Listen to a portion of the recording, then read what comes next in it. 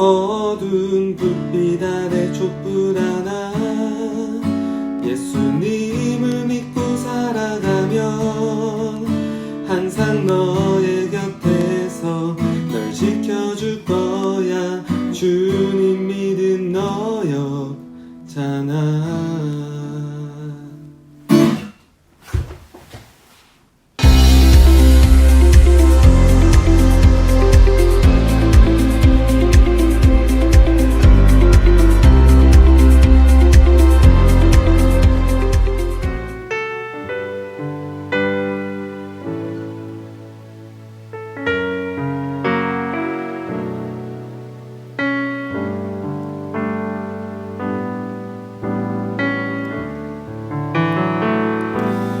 오직 주의 사랑에 매여 내 영 기뻐 노래합니다. 이 소망의 언덕 기쁨의 땅에서 주께 사랑드리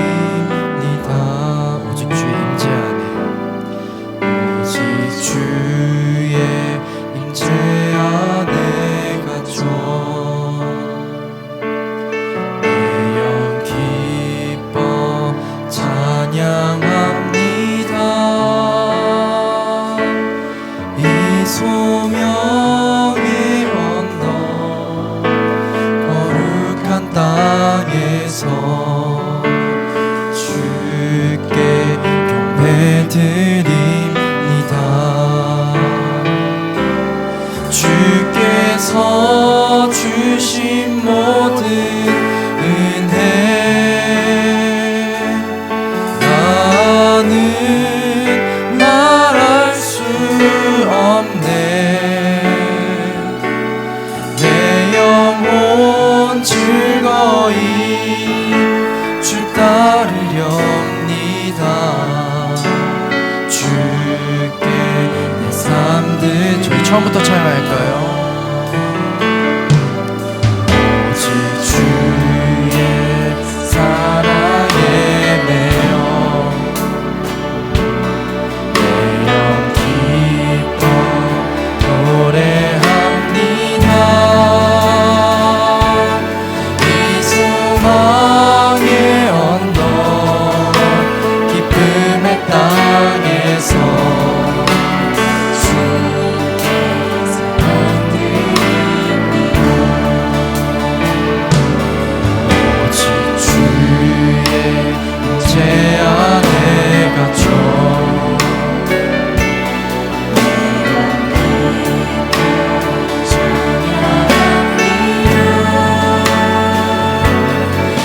소명의 언덕 거룩한 땅에서 주께 경배드립니다. 주께서 주신 모든 은혜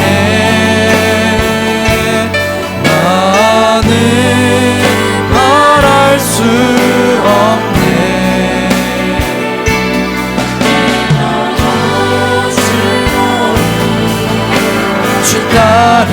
따르렵니다. 주께 삶들 한 번 더 주께서 주신 모든 은혜 나는 말할 수 없네. 내 영혼 즐거이 따르렵니다. 주께 인사 한 번 더 찬양할까요? 주께서 주신 모든 은혜 나는 말할 수 없네. 내 영혼 즐거이 따르렵니다. 목소리로 같이 찬양하도록 하겠습니다. 주께서 주신 모든 은혜, 주께서 주신 모든 은혜,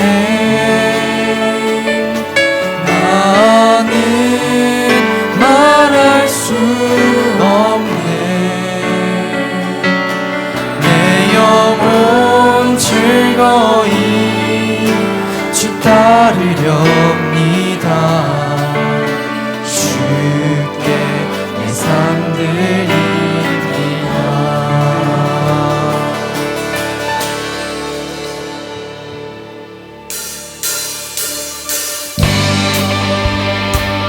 저희 이 시간 같이 박수 치면서 찬양할까요?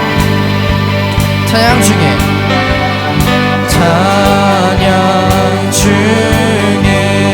눈을 들어 주를 보네. 소망 중에 마음 다해 주만 나 바라네. 주님을 볼 때 나에게 힘주시네. 주님 안에 모든 두려움 사라져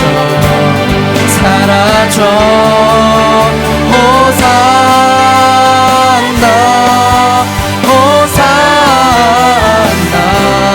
구원의 주 하나님 찬양 받으실 주님 호산나 호산나. 내 안에 임하셔서 주님의 뜻이 저희 처음부터 찬양하도록 하겠습니다. 주께 드리 마음 다한 기도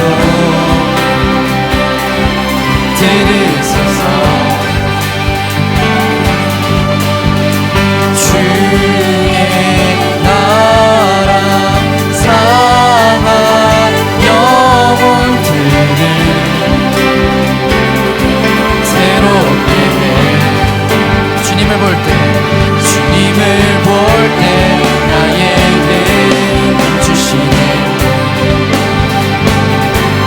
주님 안에 모든 두려움 사라져 호산나 호산나. 구원의 주 하나님 찬양 받으신 주님 호산나 호산나. 내 안에 임하셔서 주님의 뜻이 한 번 더 호산나 호산나 호산나. 구원의 주 하나님 찬양 받으신 주님 호산나 호산나. 내 안에 임하셔서 주님의 뜻 이루소서. 주님을 볼 때 나에게 힘주시네. 주님 안에 모든 두려움 사라져. 한 번 더. 주님을 볼 때 나에게 힘주시네. 주님 안에 모든 두려움 사라져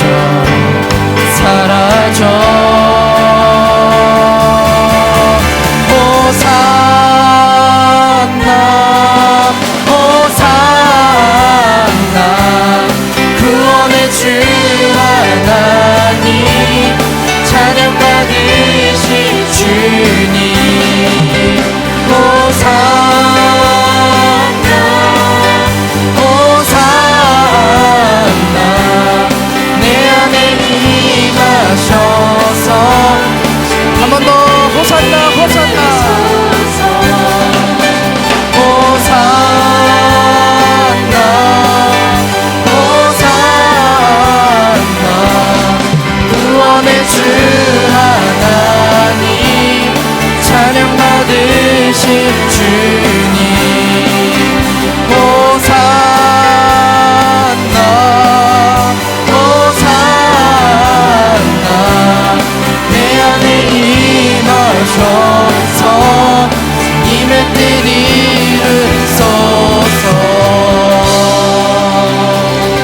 주님께 영광의 박수 올려드리도록 하겠습니다. 아멘.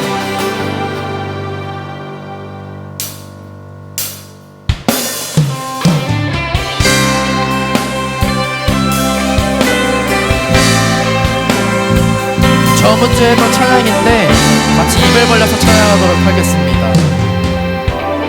주님 다시 오실 때까지, 주님 다시 오실 때까지 나는 이 길을 가리라. 좁은 문, 좁은 길, 나의 십자가 지고 나의 가는 이 길 끝에서 나는 주님을 보리라. 영광의 내 주님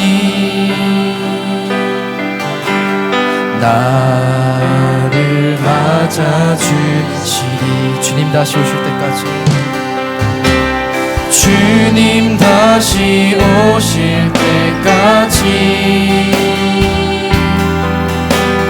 나는 일어나 달려가리라. 주의 영광 온 땅 덮을 때 나는 일어나 노래하리. 내 사모하는 주님, 온 세상 구주시라. 내 사모하는 주님, 영광의 왕이시라. 저희 처음부터 찬양하도록 하겠습니다. 주님 다시 오실 때까지 나는 이 길을 가리라. 좁은 문, 좁은 길, 나의 십자가 지고 나의 가는 이 길 끝에서 나는 주님을 보리라.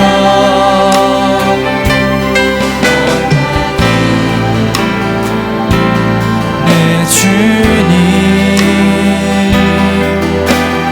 나를 맞아주시니.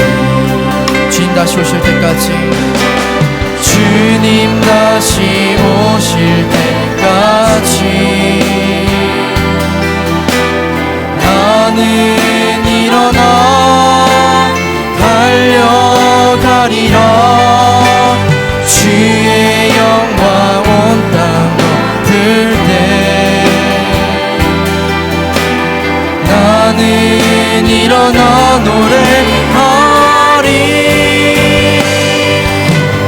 내 사모하는 주님, 온 세상 구주시라. 내 사모하는 주님, 영광의 왕이시라. 한 번 더 내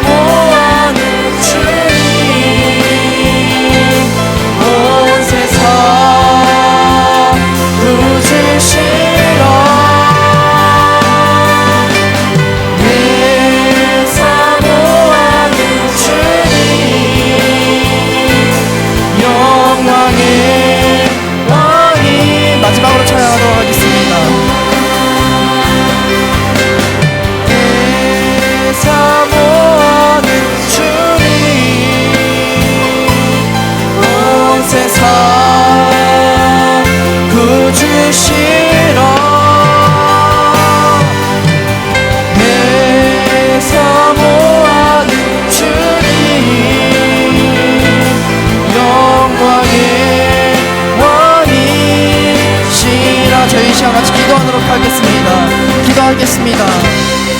주님, 정말 주님이 오실 때까지 정말 이렇게 계속 걷기 원합니다. 주님, 그 길이 좁더라도 좁고 정말 힘겨울지라도 정말 주님 그 길을 걷기 원합니다. 주님 붙잡아 주시고 함께 하시옵소서. 주님,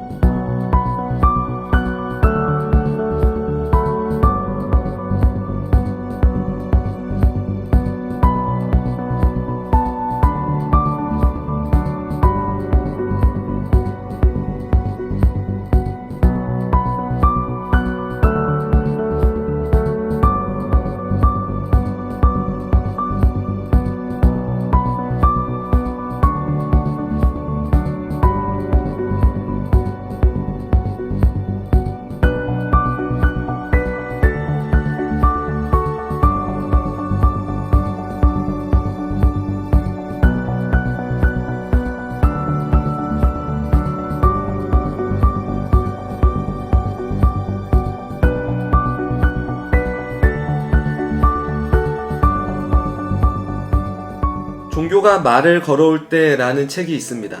그 저자는 저의 청년부 시절 저를 양육해 주셨던 목사님입니다.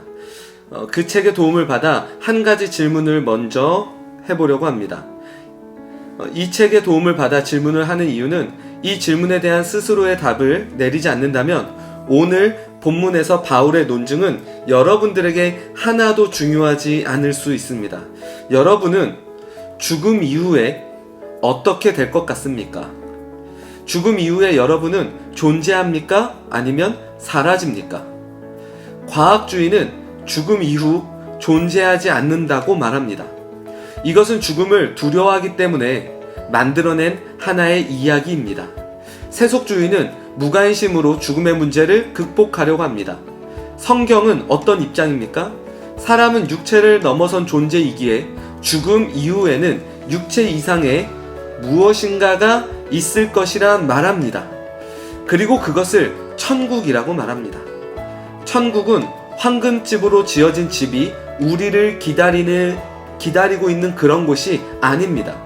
천국은 하나님으로 인해 완전해지고 성숙해진 사람들이 함께 만들어가는 공동체입니다. 그렇게 천국은 죽어서만 가는 곳이 아닙니다. 이 땅에서도 어떤 사람이 되어서 어떤 세상을 만들어 가는 것에 관한 것입니다. 십자가를 믿어 내 영혼이 깨어 진리를 추구하며 각자의 다름을 인정하고 그 아름다움을 서로 바라볼 수 있으며 서로 사랑하며 살아간다면 그 사람은 이미 이 땅에서 천국을 살아가고 있는 것입니다. 이 갈림길 중에 여러분은 어디 쪽을 선택하고 있습니까?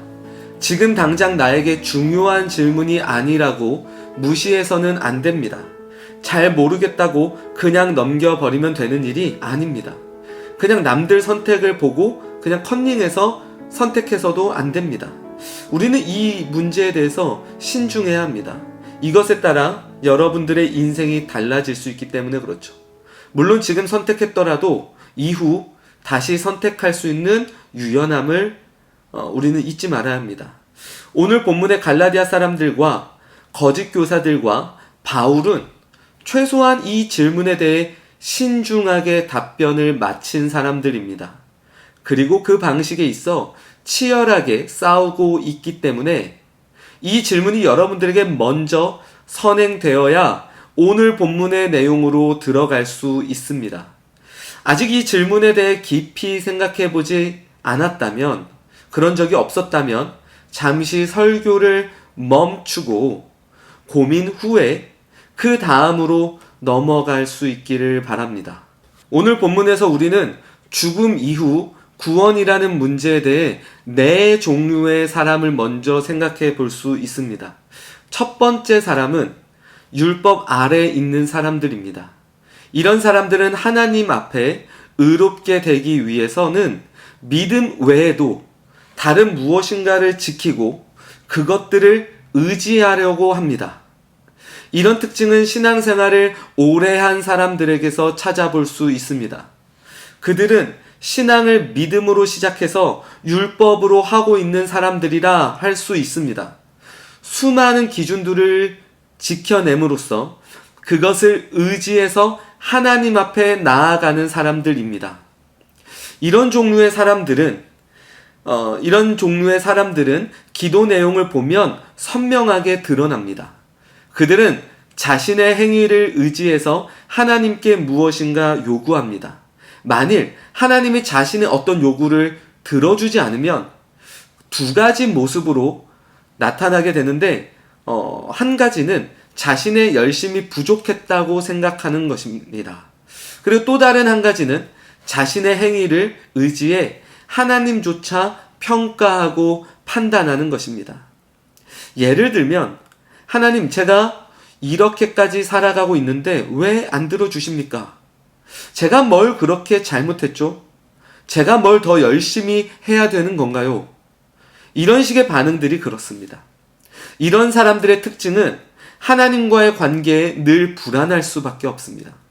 자신의 행위를 의지하기 때문에 매일 변하는 날씨와 같은 신앙을 갖게 됩니다. 어떤 경우는 하나님과의 관계가 매우 좋고 어떤 경우에는 하나님과의 관계가 매우 좋지 않다고 말하는 그런 상황들이 자주 발생하게 됩니다. 이런 방식의 신앙은 실패할 수밖에 없습니다. 그 이유가 무엇인가요? 우리는 내 자신을 의지해서 늘 온전히 살아갈 수 없기 때문에 그렇습니다. 당장 1분 뒤의 일도 장담할 수 없는 게 나라는 존재인데, 그런 자신을 의지해서 하나님 앞에 나아간다고 하는 것만큼 어리석은 일도 없습니다.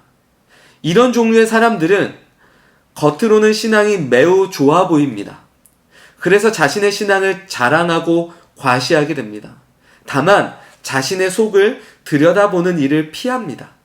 자신의 속을 들여다보면 그 속에는 늘 불안이 자리 잡고 있기 때문에 그렇습니다. 두 번째 사람은 율법 밖에 있지만 율법을 의지하는 사람입니다. 이런 사람들은 첫 번째 경우의 사람처럼 살아내지는 못합니다. 그렇다 보니 영적 자존감이 낮습니다.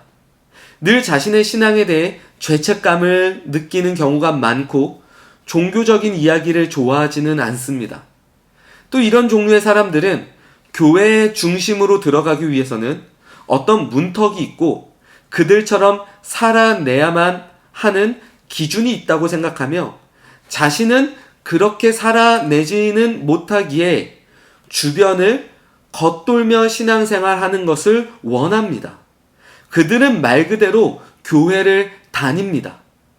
일주일에 한 번 교회에서 예배 드리는 것과 정해진 몇 가지들을 지켜내는 것을 신앙생활이라 생각합니다. 세 번째 사람은 율법을 지키지도 않고 율법을 의지하지도 않는 사람들입니다. 그들은 세속주의나 과학주의를 따라 살아가게 될 가능성이 가장 높습니다. 여기서 잠시 세속주의에 대해 생각해 봅시다. 세속주의는 나의 열심을 통해 환경의 변화를 만들어 내 인생과 내 존재의 성공을 이루는 것을 최고의 가치로 말하는 그런 정신입니다. 흔히 기독교인들 중에 세속주의에 대한 오해를 갖고 있는 사람들이 있습니다. 단순히 세속주의를 따른다고 해서 그들을 폄하하거나 나쁜 사람들로 몰아붙이는 경우입니다. 세속주의에 대해 정확하게 알지 못한 채 이런 태도와 생각을 갖는 것은 좋지 않습니다. 세속주의에서도 배울 수 있는 것이 얼마든지 있을 수 있습니다. 무엇을 배울 수 있습니까? 세속주의자들은 자신의 꿈이 아주 확실합니다. 그들은 더 나은 환경을 만들어가는 것을 통해 자아 실현을 합니다. 그렇게 그들은 돈을 추구하고 시간적 여유가 있는 삶을 목표로 합니다. 이 목표를 위해 그들은 매일매일 자신이 누구인지 그 관점 안에서 생각하고 기억합니다. 그리고 그 꿈을 이루기 위해 정말 열심히 살아갑니다. 오히려 기독교인들 중에 게으르고 불성실하면서 꿈은 허황되고 자신이 누구인지 매일 왔다 갔다 하며 살아가는 사람들이 얼마나 많습니까? 그렇다고 제가 세속주의가 괜찮다고 말하는 것은 아닙니다. 다만 적어도 그들은 자신들의 생각과 관점에서 자신을 정확하게 규정하고 그에 따라 성실히 살아가는 점에서는 배울 부분이 있다고 말하는 것입니다. 그러나 세속주의의 한계는 분명히 있습니다. 그들은 신을 거부하지만 신이 필요하다는 것을 인정하며 살아갑니다. 예를 들면 자신의 딸이 죽을 병에 걸렸다고 해봅시다. 세속주의자는 자신이 할 수 있는 일이 아예 없다는 것을 알게 됩니다. 그럼 그가 누구를 의지할까요? 바로 신을 의지하게 됩니다. 신이 필요하다는 것을 알게 됩니다. 그래서 신 앞에 한 번도 해보지 않은 기도를 하게 되고 예배 또는 종교의식이라 하는 것들을 하게 됩니다. 정리하자면 율법을 지키지도 않고 율법을 의지하지도 않는 사람들은 스스로 구원자가 되려고 하지만 그것이 불가능하다는 것을 알면서도 인정하지 않고 회피하고 살아가는 것일 뿐입니다. 세속주의가 인생의 모든 부분에 있어 답이 되지는 않기에 그것을 인생의 전부로 받아들이는 것은 다시 한번 생각해 봐야 합니다. 마지막으로 네 번째 사람은 율법을 인정하지만 율법을 의지하지 않는 사람입니다. 성경에서 말하는 복음을 믿는 사람들이 여기에 해당됩니다. 이런 사람들은 그리스도의 복음을 믿음으로 인해 하나님 앞에 자신의 신분이 의로운 자로 칭해졌음을 알고 그로 인해 삶의 방향과 목적이 완전히 새로워지고 속사람의 변화, 즉 진정한 변화를 경험하며 살아가게 됩니다. 그들은 율법을 부정하지 않습니다. 다만 율법에 대해 우리를 그리스도께 안내하는 몽학선생 또는 초등교사로 생각합니다. 이것의 의미는 이렇습니다. 율법은 어디까지나 우리의 겉사람은 변화시킬 수 있지만 우리의 속사람까지 완전히 바꿀 수 없다는 것을 의미합니다. 그렇기에 율법은 하나님 앞에 우리의 신분을 대신해 줄 수 없습니다. 다만 율법은 우리로 그리스도를 향하게 만들어줍니다. 구약의 사람들이 그렇습니다. 희생 제물을 통해 자신의 모든 죄가 용서되고 하나님 앞에 서게 될 수 있을까라는 이 생각이 늘 그들에게는 있었습니다. 정말 이 동물을 잡고 제사를 지내면 내 속에 죄악된 모든 것들이 용서가 되고 정말 내가 변화될 수 있을까? 이런 제사를 나는 도대체 얼마나 드려야 될까?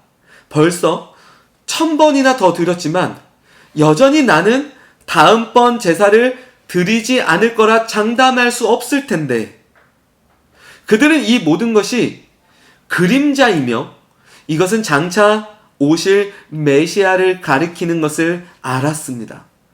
그래서 구약 사람들 또한 믿음으로 의롭게 되는데 그들은 장차 오실 메시아를 믿는 것이 그들에게 요구된 믿음이었습니다. 그렇게 우리는 어떤 규칙과 형식을 지켜내는 것을 통해 하나님 앞에 내 신분이 보장된다고 말할 수 없습니다. 우리의 신분은 위에서부터 오는 능력과 역사로 가능하게 되는데 그것이 바로 예수 그리스도입니다. 예수 그리스도를 믿게 될 때 우리는 내 영혼에 진정한 변화가 일어남을 보게 될 것입니다. 이것은 이제까지 우리의 어떤 헌신과 실력으로 하나님의 자녀가 되려고 했던 것과는 전혀 다른 결과를 가져오게 될 것입니다. 우리는 네 종류의 사람을 잠시 살펴봤습니다. 여러분은 몇 번째 사람에 속해 있습니까? 이 갈림길에서 신중하게 선택을 해볼 수 있기를 바랍니다. 이 선택은 틀리면 틀리고 맞으면 맞는 그런 선택이 아닙니다. 이 선택을 통해 여러분의 인생과 존재가 결정되기 때문에 신중히 선택해야만 되는 문제입니다. 이제 오늘 본문의 내용을 들어가서 살펴보겠습니다. 본문에서는 첫 번째 종류의 사람들과 네 번째 종류의 사람들이 나옵니다. 첫 번째 종류로 나오는 인물들은 거짓 교사들과 갈라디아 사람들입니다. 네 번째 종류의 사람을 대표하는 인물로는 바울이 나오고 있습니다. 바울은 율법 아래 있는 자들의 논리가 모순임을 그들이 믿고 의지하는 구약을 통해 반증합니다. 그들에게는 구약이 곧 하나님의 율법과 같기 때문에 구약에서 말하는 율법에 대한 바른 이해를 통해 바울은 그들이 잘못 가고 있다는 사실을 말해주려고 합니다. 그렇게 하기 위해 본문에서 아브라함의 이야기를 하고 있는 것입니다. 바울의 변증은 아주 탁월한 방식이었습니다. 변증의 가장 기본은 그 사람이 딛고 있는 곳에서 출발하는 것입니다. 여러분들이 누군가와 신앙에 대해 이야기하려면 가장 먼저 그 사람이 어떤 곳에 서 있는지를 볼 수 있어야 합니다. 그리고 그 속에서 그가 믿고 의지하고 있는 것에 모순을 먼저 밝혀주는 것부터 시작해야 합니다. 바울이 하고 있는 작업이 바로 이 작업입니다. 바울의 변증을 이해하기 위해서는 우리는 아브라함의 이야기를 잠시 살펴봐야 합니다. 아브라함에게는 두 명의 아들이 있었습니다. 한 명은 이스마엘이고 한 명은 이삭입니다. 이스마엘은 여종 하갈로부터 나온 아들이고 이삭은 사라에게서 낳은 아들입니다. 여기에 담긴 스토리는 대략 이렇습니다. 하나님께서 아브라함에게 100세 때 아들을 주시겠다고 약속하셨습니다. 하지만 10년이 지나도 아들 소식은 없었고 당시 사라에게서 아기를 낳는다는 것은 불가능해 보였습니다. 사라는 아브라함에게 차라리 여종 하갈과 동침해서 아들을 낳으라고 권했습니다. 아브라함은 아내의 말에 동의해서 하갈과 동침했고 그로부터 이스마엘을 낳았습니다. 당시 사회에서는 여종을 통해 아들을 낳는 일이 불법이 아니라 합법이었습니다. 얼마든지 있을 수 있는 일이었습니다. 그로부터 14년 후 하나님은 약속대로 사라를 통해 이삭을 주셨습니다. 바울은 아브라함의 이야기를 통해 율법 아래 있는 거짓 교사들에게 무엇을 말하고 싶었을까요? 여기서 우리가 잠시 생각 타임! 생각하세요. 생각하세요. 네, 여러분 생각을 잘 하셨습니까? 제가 생각해도 네, 죄송합니다. 자, 다시 해서 이야기를 해보겠습니다. 거짓 교사들은 예수님을 믿더라도 아브라함의 자손이 되려면 구약의 모든 율법을 지켜야 한다고 주장했습니다. 그렇게 더더욱 바울은 아브라함의 자손이 되는 것에 대해 그들의 생각을 뒤집어야 했습니다. 아브라함의 이야기에 대한 바울의 논증을 살펴봅시다. 23절입니다. 밑에 보이시죠? 여종에게서는 육체를 따라 낳고 자유 있는 여자에게서는 약속으로 말미암았느니라. 여종에게서 난 자손은 육체를 따라 낳다 말합니다. 다른 말로 표현하자면 이것은 인간의 노력으로 아들을 얻은 것을 말합니다. 자신의 능력을 의지한 것이죠. 그런데 여기서 자유 있는 여자에게서는 약속으로 말미암았다고 말합니다. 약속은 누구의 약속입니까? 바로 하나님의 약속으로 인해 자손을 낳게 된 것입니다. 바울이 말하고자 하는 논지가 무엇입니까? 하나님의 자손이 되는 것은 나의 노력과 어떤 능력으로 이루어지는 것이 아니라 하나님의 약속으로 가능해진다고 말하고 있는 것이죠. 거짓 교사들이 듣고 있으면 무슨 말인가 곰곰이 생각하다가 이 사람이 지금 장난 우리랑 하나 이런 식으로 생각하게 될 발언입니다. 바울은 여기서 멈추지 않습니다. 24절과 25절 말씀을 보겠습니다. 이것은 비유니 이 여자들은 두 언약이라. 하나는 신의 산으로부터 종을 낳은 자니 곧 하갈이라. 이 하갈은 아라비아에 있는 신의 산으로서 지금 있는 예루살렘과 같은 곳이니 그가 그 자녀들과 더불어 종노릇하고, 심지어 하갈과 사라를 통해 이루어진 일을 바울은 두 언약으로 확장합니다. 첫 번째 언약으로 소개된 하갈을 율법의 종 노릇하는 자로 표현합니다. 이게 좋은 뜻일까요? 나쁜 뜻일까요? 좋은 뜻처럼 보이지는 않습니다. 그러니 나쁜 뜻입니다. 거기에는 지금 예루살렘이 포함된다고 말하는데 예루살렘 앞에 붙은 수식어가 중요합니다. 아라비아에 있는 신의 산으로서. 아라비아가 나타내는 것은 이스마엘의 시조인 아랍을 뜻합니다. 신의 산은 율법을 의지하는 것을 의미합니다. 이 두 단어를 합쳐보면 하나님 백성 밖에서 율법을 의지하는 곳의 의미로 예루살렘을 소개하고 있습니다. 여러분, 예루살렘이 어떤 곳입니까? 신앙의 본부와 같은 곳입니다. 그런 그곳을 하갈과 사라 중에 바울은 하갈 쪽에 포함된다고 말합니다. 상당히 도발적인 발언입니다.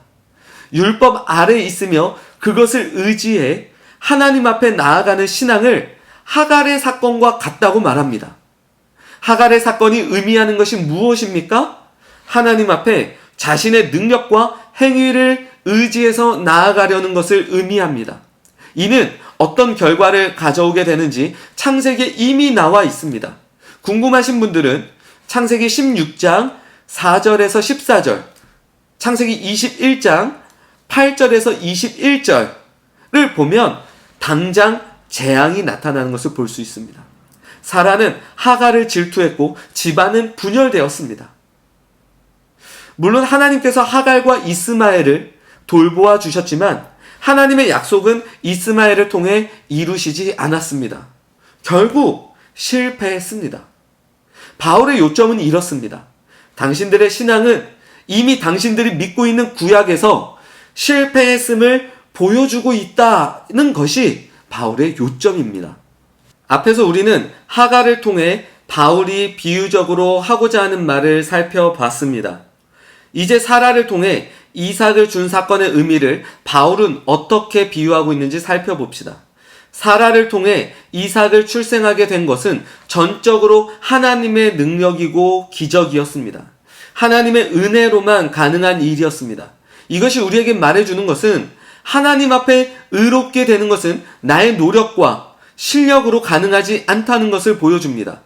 따라서 우리는 하나님 앞에 좋은 사람이 되려고 애쓰지 않아도 됩니다. 오히려 예수 그리스도의 모든 것을 믿고 받아들이는 것이 우리 신앙의 전부가 되어야 합니다. 하나님의 초자연적인 역사인 이 예수 그리스도를 의지해야 합니다. 그것만이 우리가 하나님의 자녀, 아브라함의 자녀가 될 수 있는 유일한 길입니다. 우리는 이제 27절을 살펴보겠습니다. 27절은 이사야 54장 1절 내용입니다. 이사야 본문의 의미를 알면 바울이 이 본문을 끌고 와서 무슨 이야기를 하려고 했는지 자연스럽게 알 수 있습니다. 이사야 54장 1절은 바벨론 포로로 끌려간 백성들에게 주어진 예언입니다. 포로로 끌려간 백성들은 모든 것을 자포자기할 수밖에 없었습니다. 더 이상 이스라엘의 영광을 회복할 수 없을 것이라 생각했습니다. 강대국들 사이에 끌려와 보니 더없이 자신들의 자금이 느껴졌습니다. 그런 그들에게 하나님은 이사야를 통해 이렇게 말씀하셨습니다. 이사야 54장 1절 본문으로 읽어봅시다. 자, 보이시죠? 잉태하지 못하며 출산하지 못한 너는 노래할지어다. 산고를 겪지 못한 너는 외쳐 노래할지어다. 이는 홀로 된 여인의 자식이 남편 있는 자의 자식보다 많음이라. 여호와께서 말씀하셨느니라. 여기서 잉태하지 못하며 출산하지 못한 자는 누구를 가리킵니까? 바로 사라를 보여줍니다. 슬픔과 절망에 빠져 있을 수밖에 없는 사람에게 너는 외쳐 노래할 것이다 라고 말씀하십니다. 그 다음 구절은 더 기가 막힙니다. 홀로 된 여인의 자식이 어떻게 남편 있는 자의 자식보다 많을 수 있습니까? 이 내용은 장차 오실 예수 그리스도의 출생을 보여줍니다. 이제는 잉태하지 못하는 것이 문제가 아니라 처녀인 것이 문제인데 바로 동정녀 마리아를 통해 메시아가 오게 될 것을 예언하고 있습니다. 이것은 우리가 하나님의 자녀가 되는 것은 오직 하나님의 능력과 기적으로 가능하다는 것을 보여줍니다. 바울은 율법 아래에 있는 자들의 논리와 주장을 지금 완전히 뒤집고 있는 것입니다. 우리의 어떠함으로 하나님 앞에 신앙생활 하는 것이 아닙니다. 그것을 멈추십시오. 신앙생활은 하나님의 사랑에 대한 감격함으로 시작해서 그것으로 진행하고 그것으로 끝나는 것입니다. 오늘 본문의 내용을 결론을 맺도록 하겠습니다. 갈라디아서 4장 28절 31절까지 함께 읽어보도록 하겠습니다. 28절입니다. 형제들아, 너희는 이삭과 같이 약속의 자녀라. 그러나 그때의 육체를 따라 난 자가 성령을 따라 난 자를 박해한 것 같이 이제도 그러하도다. 그러나 성경이 무엇을 말하느냐? 여종과 그 아들을 내쫓으라. 여종의 아들이 자유 있는 여자의 아들과 더불어 유업을 얻지 못하리라 하였느니라. 그런즉 형제들아, 우리는 여종의 자녀가 아니요 자유 있는 여자의 자녀니라. 오늘날 우리는 돈이나 권력, 인정, 성적에 따라 자신의 가치를 판단하는 경우가 있습니다. 그러나 복음은 세상의 가치로 우리를 판단하지 않습니다. 만일 복음이 세상의 가치와 함께 간다면 성경은 사라보다 하가를 통해 아브라함의 약속을 이루어 갔을 것입니다. 그러나 복음은 그렇게 하지 않았습니다. 복음은 출산하지 못한 자, 소외된 자, 출신이 좋지 않은 자, 여러모로 부족한 자들을 통해 전적으로 하나님에 의해 이루어지는 것을 보여주고 있습니다. 우리가 잘 알고 있는 솔로몬을 생각해 봅시다. 그는 다윗의 뒤를 이어 이스라엘의 왕이 되었고 그의 후반부는 아쉽지만 그의 초반부에는 하나님 앞에 얼마나 신실한 왕이었습니까? 그런데 그의 출신을 아십니까? 그의 어머니는 다름 아닌 밧세바입니다. 다윗이 범죄로 인해 태어난 자가 바로 솔로몬입니다. 그 솔로몬을 형제들이 얼마나 무시했겠습니까? 솔로몬 또한 자신의 출생이 얼마나 부끄럽고 내세울 게 없다고 생각했겠습니까? 그런 그를 하나님은 택하셔서 이스라엘의 세 번째 왕으로 세우셨습니다. 성경에서 이런 예는 얼마든지 찾아볼 수 있습니다. 에훗이 그렇고 드보라가 그렇습니다. 복음은 전적으로 하나님의 은혜로 우리에게 주어진다는 것을 바울은 이야기하고 있습니다.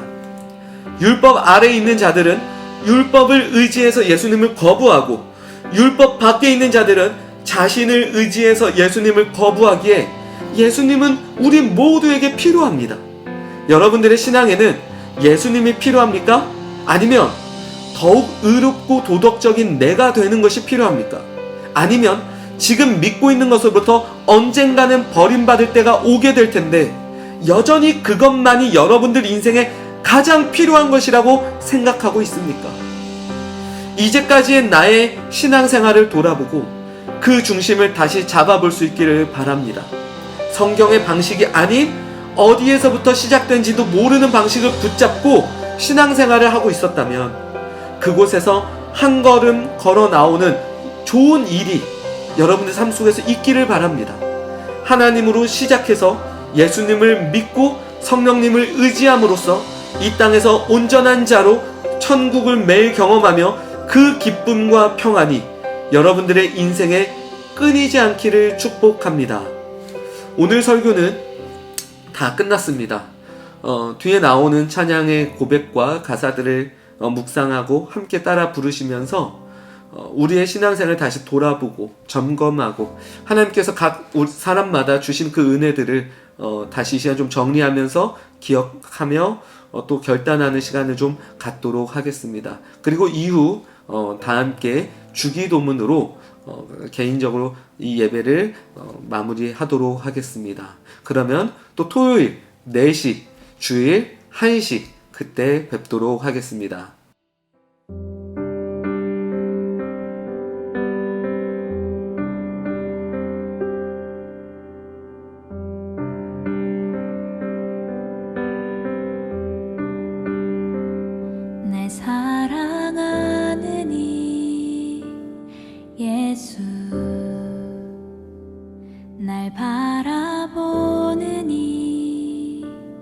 예수 날 지켜주는 이 예수 날 용서하는 이 예수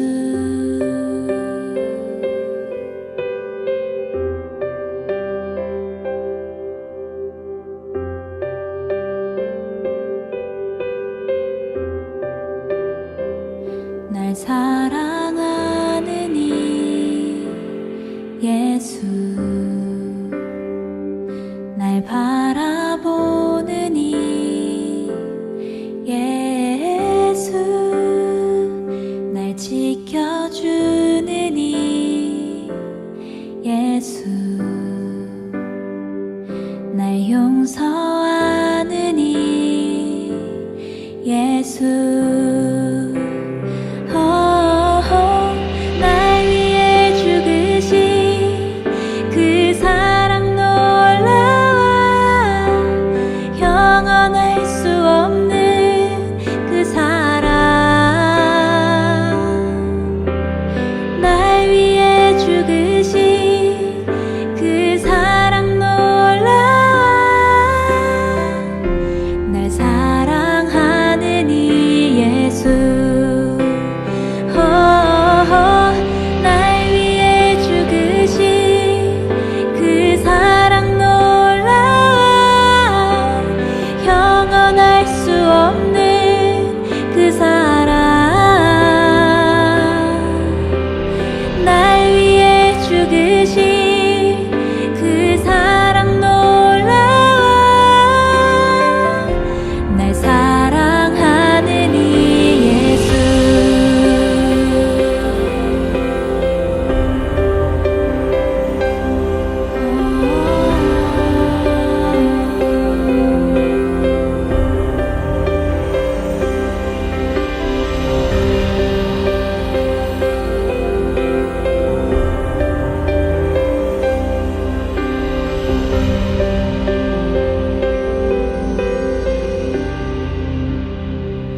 날 사랑하는 이 예수